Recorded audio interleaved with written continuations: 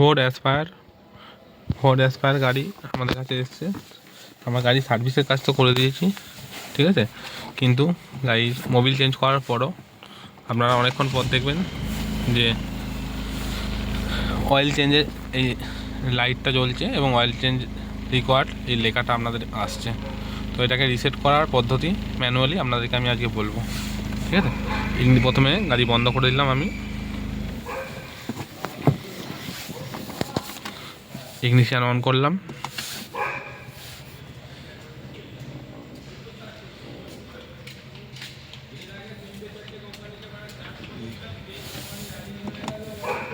বন্ধ করলাম, আবার অন করলাম।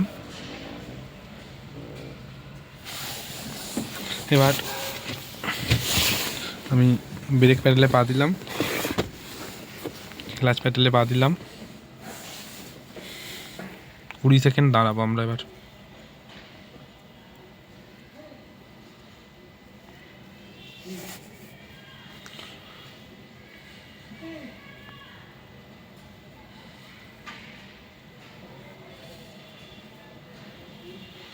আমরা একটু পর দেখবো যে চেক ইঞ্জিন লাইটটা যেটা আছে ওটা ব্লিঙ্ক করতে শুরু করবে।